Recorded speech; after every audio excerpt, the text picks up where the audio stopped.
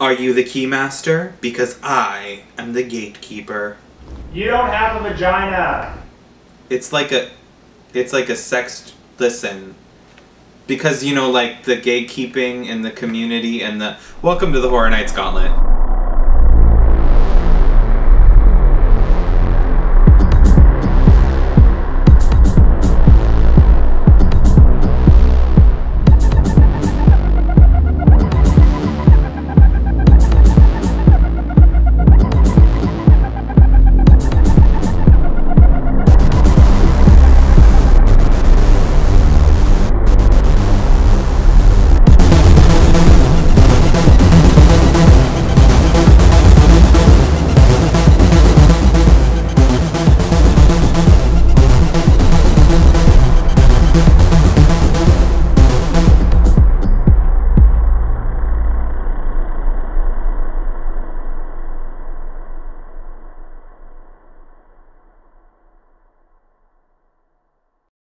Happy Halloween, and welcome to episode 2 of the only show where we're discussing, dissecting, disseminating, and often defiling 142 of Universal Orlando's Halloween Horror Nights haunted houses.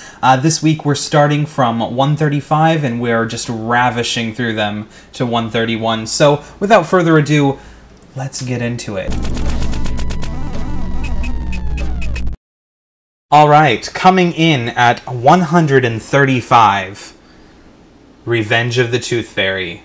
I'm kidding. I will figure out a way to work in new houses from this year, but no, 135 is going to be... I liked Tooth Fairy. Oh my god, calm the down.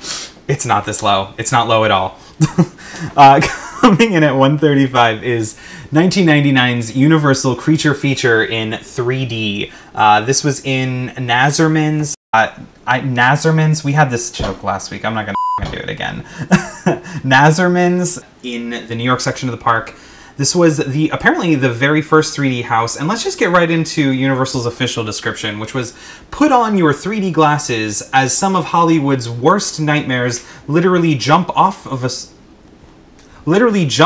screen of a neighborhood movie theater at Florida's first ever 3D haunted maze. There's no picture of the facade, but there's like concept art of it.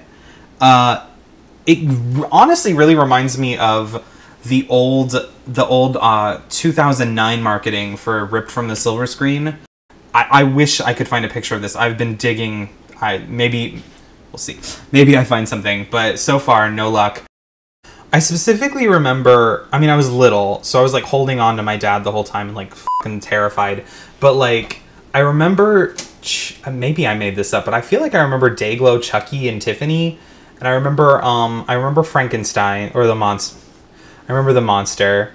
I don't really know what to say about this house. There's no content. There's this picture that I've seen a billion times of like this zombie wearing the 3D glasses with a bunch of like kind of teenagers that gets passed around. The 3D glasses were cool. They looked like Frankenstein's skin. So to confirm, this is not that house, Creatures? This is a different house? Creatures? Wasn't there a house called Creatures? Way more recent? Creatures in like 2008? Yeah.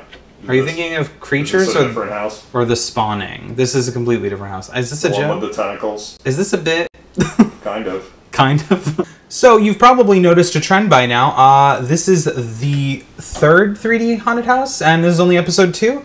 So, are there even any good 3D houses? And the answer is, like, 1. Apparently, I was reading the description from the Horror Nights Wiki, and I don't know if this was, like, a tongue-in-cheek kind of thing, because, like, it says the opening scene of the house had featured, like, a snake bar instead of a snack bar, and everything cost $6.66, which I think is just kind of stupid, and, like, I just imagine the entire tone of Halloween Horror Nights now is, like ooky spooky like kids Horror Nights jokes, like, oh, it'll be $6.66, and what the f could you even buy for $6 now? Also, like a water bottle back then would cost $6.66. What like a water? A bag of potato that's chips. How much a water bottle costs now.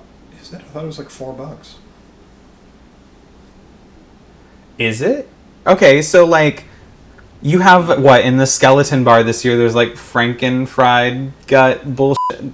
I guess Horror Nights didn't grow out of this trend. I think higher of them than what they really are. And drinks that taste like dog vomit. Oh my god, and drinks that taste like dog vomit. I feel like I should talk about Diet HHN, but we'll see, maybe later. I suppose you could mention that this is yet another, and it is my personal earliest example of, like, Horror Nights doing kind of the classic monster trope, kind of the, like, advent of, like, this isn't the first house, god, I mean, the very first house, Dungeon of Terror, where they were doing classic monsters. It's something that they've always kind of done, but it's funny to, like, think back that even my first trip to Horror Nights is defined in some way by, like, Frankenstein and the Wolfman and Dracula. But, I mean, as far as how this would compare to, like, something like Universal Monsters from 2019 or House of Horrors in, like, 2012, obviously this landed very, very low.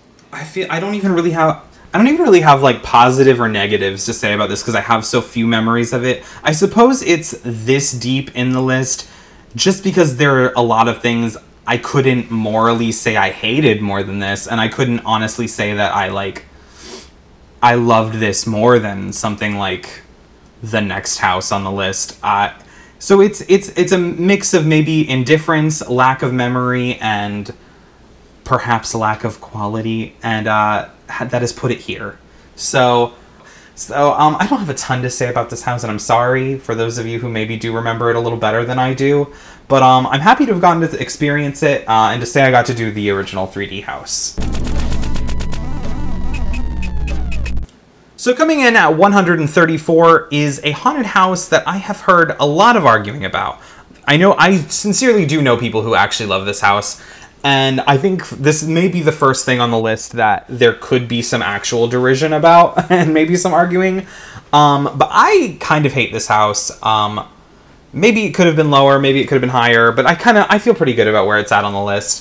So this is 2015's Asylum in Wonderland. This was hosted in the Shrek 4D building, and the official description is: follow the white rabbit through the looking glass and into a murderous 3D wonderland. Is this world all in Alice's mind, or are the images we see real enough to kill us?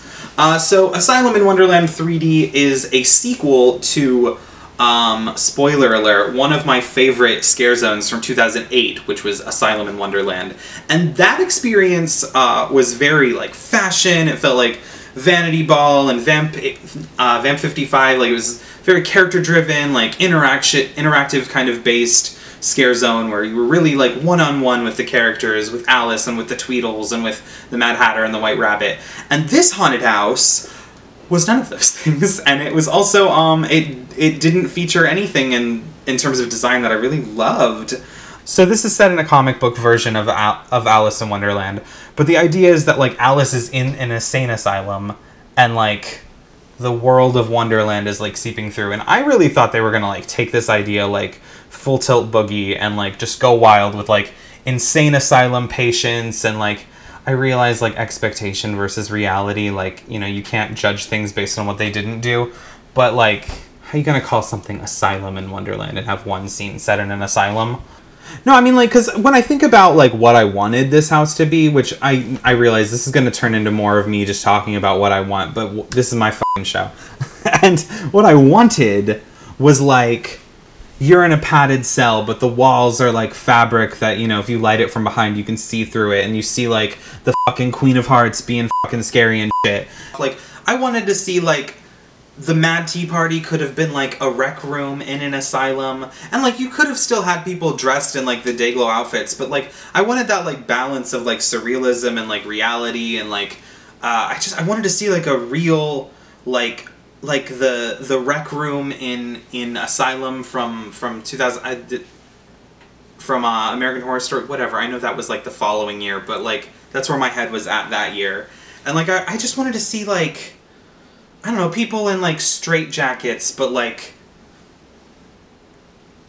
Dayglow. And I just kind of, I had imagined this better house.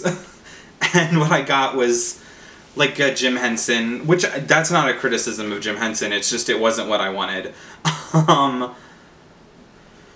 And that's not to say there weren't those elements. It's just that it was all like one scene at the end, and I thought that scene was the best scene in the whole house. So, but there were moments about it that I am quite fond of, and I feel like I should at least talk about that to start. So, I love that this house, it opened with a giant comic book cover, and it was the Ultra-Violent comics, the same kind of universe that the In-Between and his was Creatures and the other, what's the other comic book? Field of Screams. You went through the comic book into a spinning vortex, which very clever. The start of this house, I was like, fuck yeah, oh my god. And then it just like falls apart. I remember though, I really liked, there was the scene set in the jungle, and you had these actors on trampolines in dodo bird costumes, and it's all day glow because it's a 3D house. There's a trend. And the dodo birds are like just kind of hopping the fuck around and like bouncing in your face and shit. And there were these like Muppet cartoony looking like Venus flytraps that are like biting at you. I don't know what that. Oh no, I do understand that, Alice. I understand this reference. Never mind. So they're like the flowers. Oh, you know what was cool though? There were these the playing card characters. There was like 2 of them in the whole house, but it was something they took from, I think, the In-Between, like that concept. But it was like black on the back of the costume, and they would like open up, and it would be like this scary ass like playing card. That was cool. I liked that. I will say, when the first house when the Scare Zone opened, there was not that shitty Tim Burton movie, and I feel like they went completely in their own direction and they did their own thing, and it was like, you know, A Clockwork Orange meets like, you know, Edwardian fashion, and like it had a lot of influences, and it was really like smart and clever and like silly and over the top, and like the soundtrack for it was like clicking talks and or ticking clocks and like glass shattering, and this was like, even the Queen of Hearts hair was like like Helena Bonham Carter's like heart-shaped wig.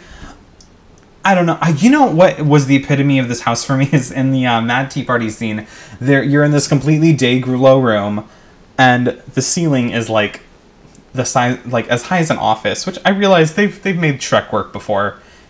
This was their first try, but so it's like you've got like an office ceiling above you. It's painted black, and everything is day glow. And then there's like a TV screen, which is supposed to be like a moving portrait, but the woman in the TV screen isn't in day glow colors, and it's just like really horribly, like you look up at it and it's just blinding and awful and like cheap looking, and that's just how I felt about this whole house. It was just cheap and awful. But there was also more of that other shit I hate with like black and white checkerboard walls from the 2000s with people in checkerboard costumes, this time with skull masks. I don't know, I just kind of remember like everything that I loved about this Scare Zone, and like for years thinking that the Scare Zone deserved to be upgraded to a haunted house, and finally getting that, and all of the like, I don't know, that Scare Zone was like, it was like fashion, and this was like, I don't know, like bullshit. There is not a single part of me that wanted this house to be anything but 3D. I always wanted this house to be in 3D. I always imagined this house in 3D. From the Scare Zone, I remember that year being like, I want this as a haunted house, and it should be in 3D. And yeah, we let the darkness run away with us. We let them win. You know, everything about this, you had everything stacked in your favor, Universal. You got mad with power, and we got stuck with Asylum and Wonderland 3D as a result. So, coming in at 133 is a house from Sweet 16, a much beloved year, a year where everything was a sequel. This was People Under the Stairs, Under Construction. This was held in Sprung Tent 2, and the official description is, "Welcome to Home Sweet Hell, a house so demented that even its incomplete walls bleed. Can a home contain evil before it's even before it's finished? With the only light coming from a source you possess, you will investigate the skeletal form of a home so demented that even its incomplete walls bleed. Wipe your feet off before entering this home sweet hell. I love this idea and concept, and I don't know how many People Under the Stairs houses they did. I guess this is technically a prequel to the movie, and it's technically a prequel to the haunted houses they did.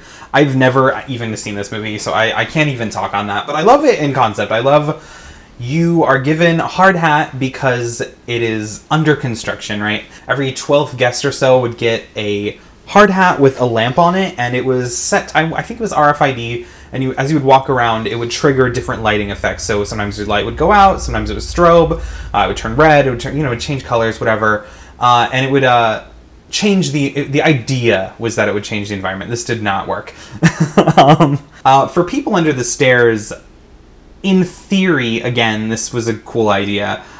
In application, this was fucking awful, and yet, I feel like that in theory and that like little bit of experimenting just pushes it just a little bit of an edge over the things right below it.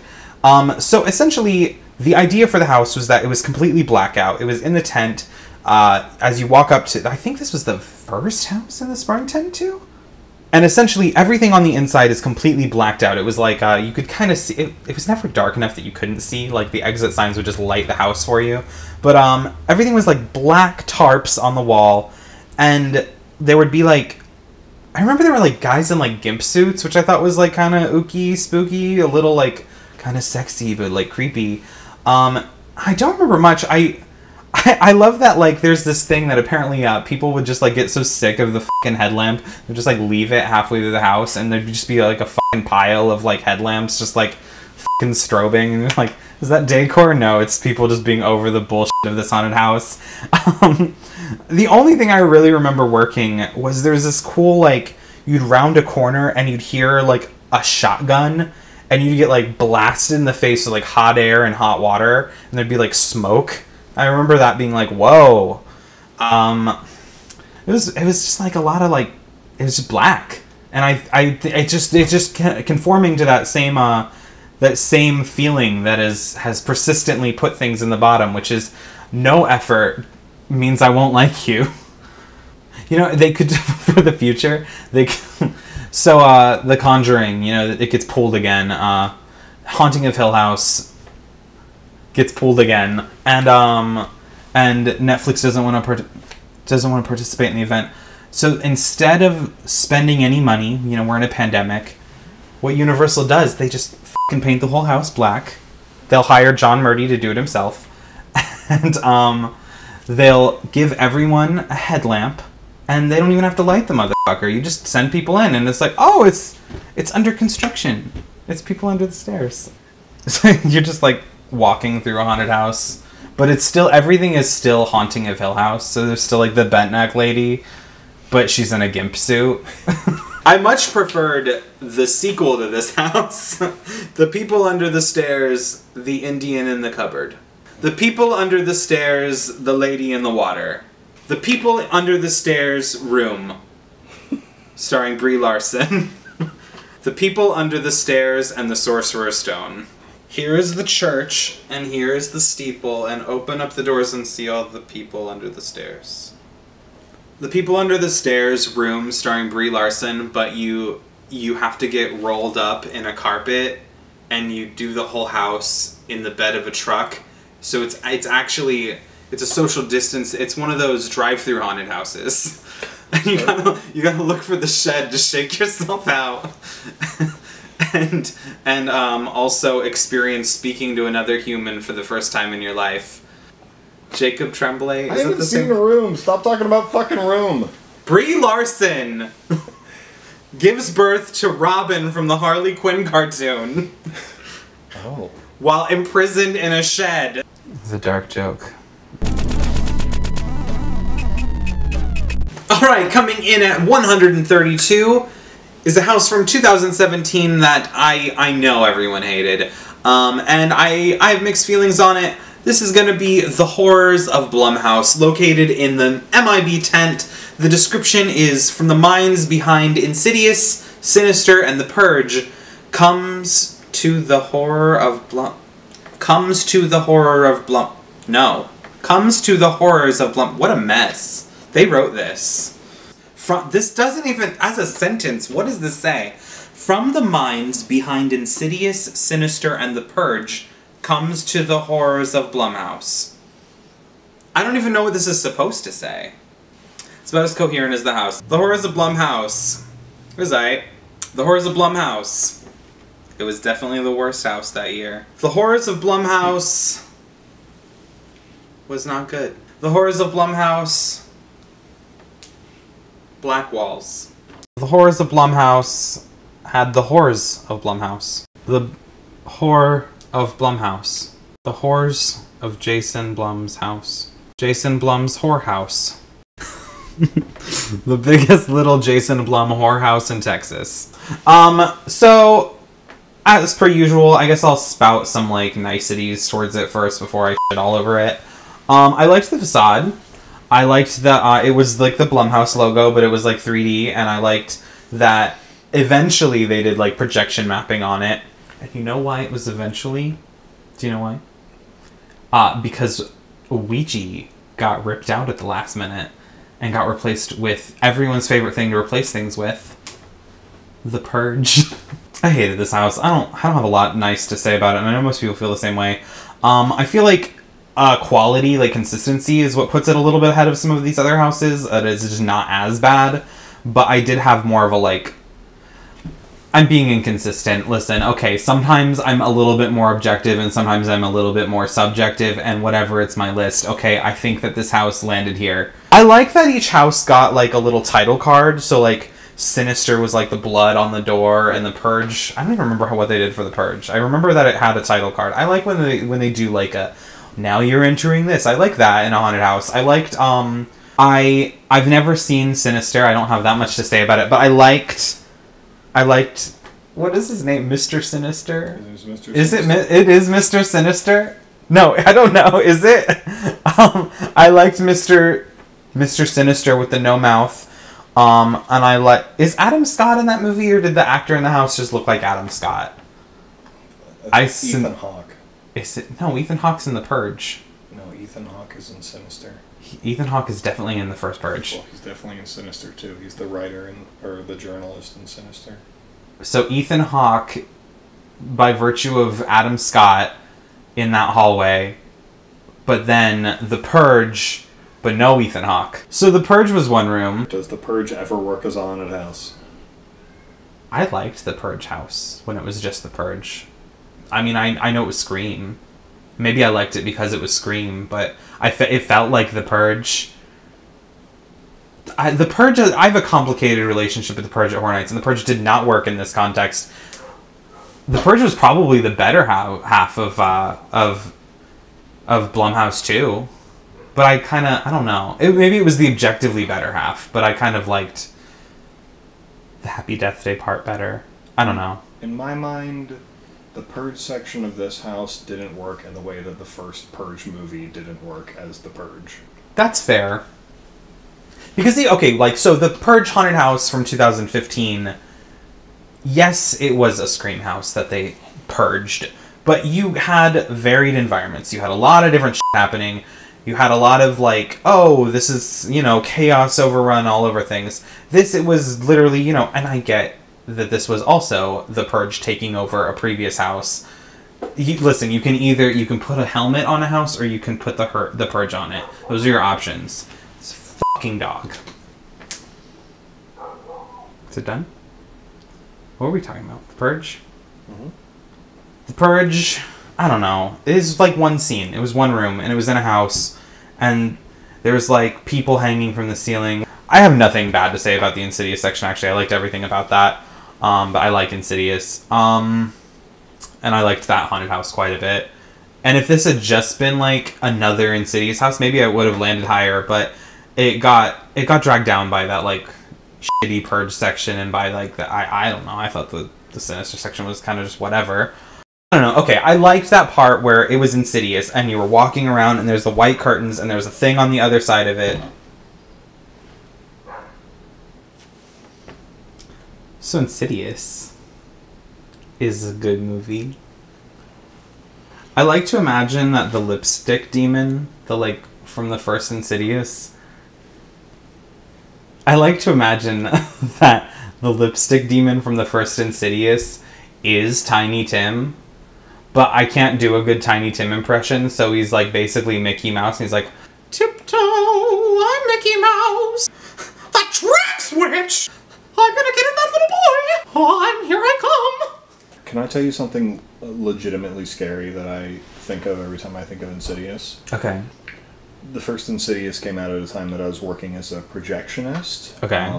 And this was back when it was reels and not digital, so I'd have to wait for the reel to fully go through the projector at the end of the movie, at the end of the credits, and at the end of Insidious, at the very end tail of the credits, the woman in black in the veil would show up and just blow out her candle. Mm-hmm, yeah. And every single time I would peer through the window to watch for the very end of the credits and see that, I would send a shiver up my entire spine, and I would turn around thinking I would see her up there in the booth with me.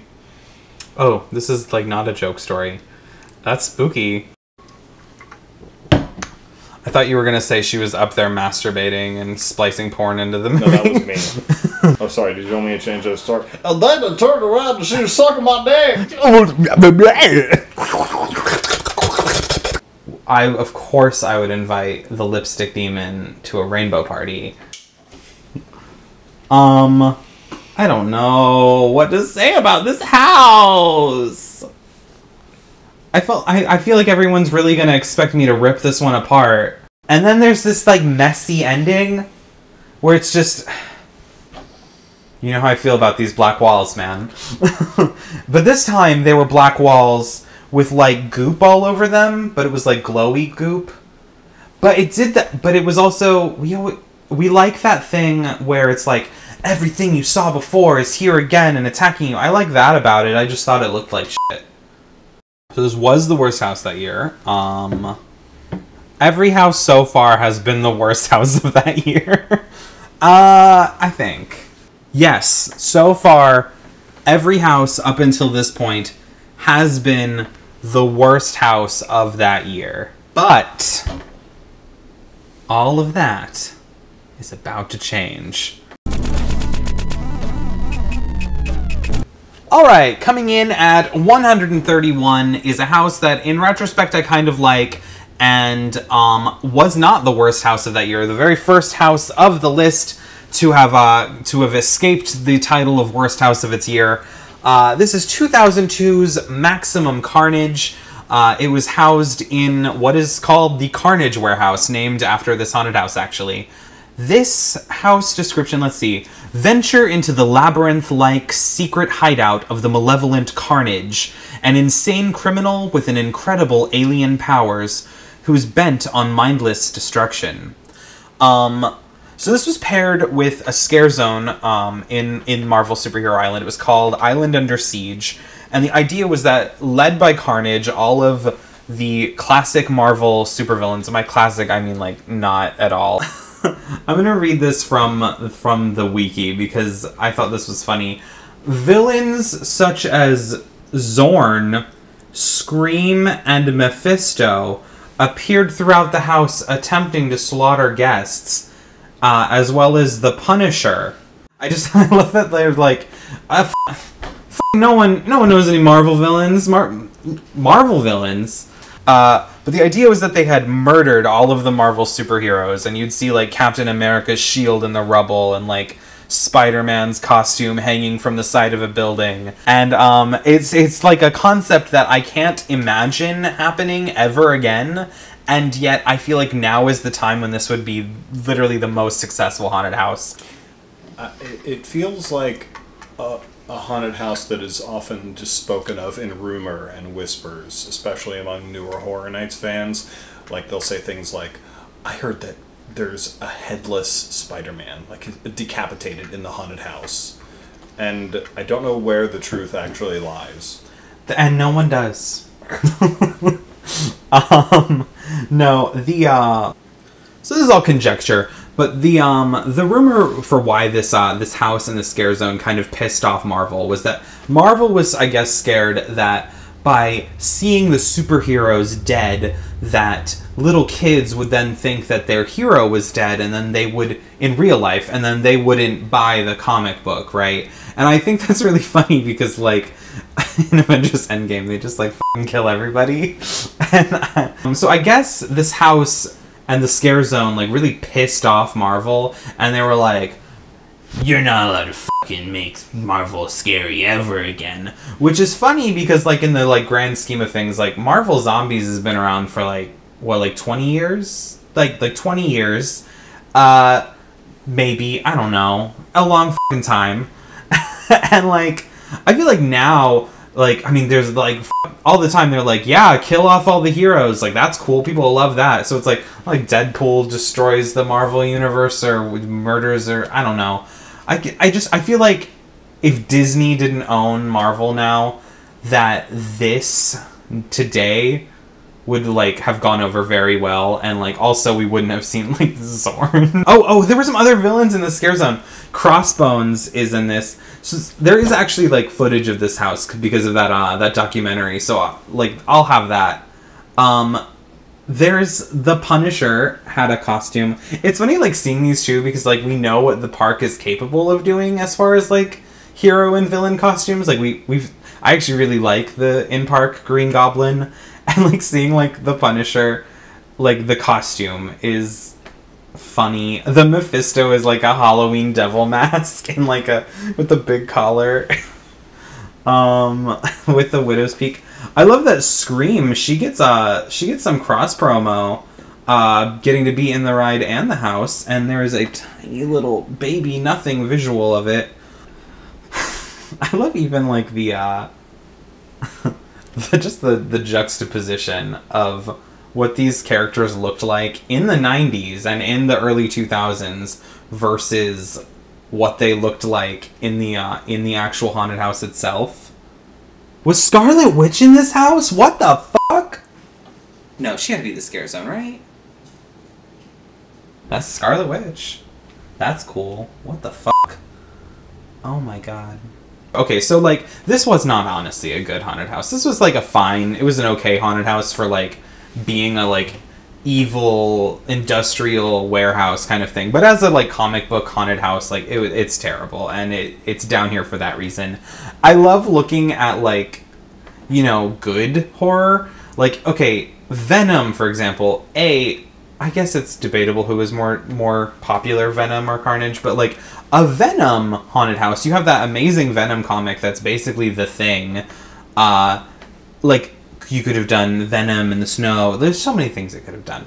Cletus Cassidy, aka Carnage, is, like, one of the most inconsistently written characters in comics history because he's, like, a serial rapist murderer, and they write him like he should be like Buffalo Bill, and he's gonna, like, wear your skin and like make a chair out of you. But then in Carnage stories, he'll graffiti, like, Carnage rocks on the side of that was the whole house. It was Carnage Rocks. It was a sequel to Spider-Man Rocks at Universal Studios Hollywood. I think that there should be a Creature from the Black Lagoon Rocks haunted house. Yeah. It's Carnage, Creature from the Black Lagoon, and Spider-Man. And it's Universal Creature Feature in 3D, Carnage Rocks. The Graveyard Review. The Graveyard Review. I don't know, like, can you imagine, like, the Lizard in a haunted house? Or, like... The Lizard from the musical, or it's like an inflatable... Yeah, the Lizard from the musical where he's in the inflatable dinosaur costume. And so the whole haunted house is Spider-Man Turn Off the Dark. And... and someone's actually gonna die. Someone is actually gonna die, yeah. And so so they hang you from Fear Factor, and you've gotta jump and hope you don't die. If nothing else, this haunted house gave us that Islands of Fear t-shirt with Carnage going over the Hulk, which, you know, quality. once again, we've come to the close of another week of the Horror Nights Gauntlet, and I want to thank you guys so much for joining me. I just wanted to do a little house cleaning at the end of this week's episode. I did definitely shit on a lot of houses last week, and this is not my YouTube apology. This is not my, like, oh, I'm so sorry that I am never going to get a press pass. No, I mean, truly, I love Halloween Horror Nights, and I love what this event is, what it does, what the creators of this incredible undertaking of engineering and architecture and art, decor, painting, costuming, acting, lighting, audio. This is a feat and a massive undertaking. Every single one of these haunted houses is the budget of a small film or a stage show, and the fact that any of these happens, and let alone the number of them that this event manages to pull off every year, is absolutely stunning. And I cannot give enough, like, thanks and, like, honestly, like, just credit to the people who do create this event. So for all of the, like, shitty jokes and the jabs and the, like, whining about haunted houses, it comes from a place of love. And even these houses that I just fucking hated, I still want you guys to know that I would talk about Cold Blind Terror and Vampire Bloodbath any day of the week over most of the things in my life. I would much rather talk about haunted houses that I hate over anything else going on in my life. So I just wanted to say thank you so much to the creatives who do create this event. But thank you guys so much. And so that wraps it up. So this week we had at 1:35 1999's Universal Creature Feature in 3D.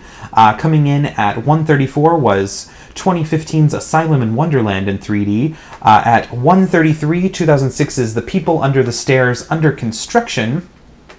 At 1:32 was 2017's The Horrors of Blumhouse, Volume 1.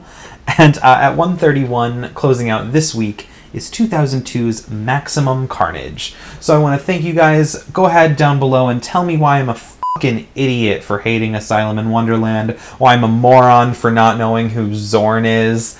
And please like, comment, subscribe, do all the YouTube bullshit, and I will see you guys next time on the Horror Nights Gauntlet, only on Cathode Coaster.